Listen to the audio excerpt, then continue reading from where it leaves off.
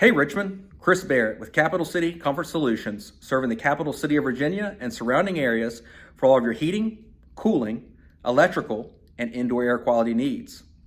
We're going to bring you a 3-part series that's going to help you better understand what a heat pump is, how the heat pump works, and the benefits of having a heat pump.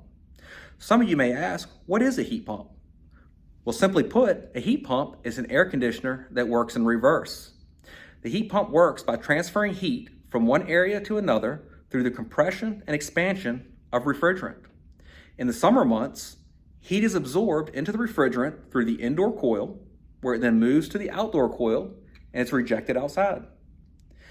In the winter months, heat is absorbed from the ambient air outside through the outdoor coil, where it then moves to the indoor coil, and that heat is rejected inside to heat the home. A heat pump is an excellent and energy efficient source of heat because it doesn't rely on electric elements or fossil fuels to generate heat. Now that you know what a heat pump is, stay tuned for our next video, and we're going to bring you greater detail on how a heat pump works and why a heat pump is a great choice for Richmond homeowners. And remember, Capital City Comfort Solutions is your one-stop solution for total comfort.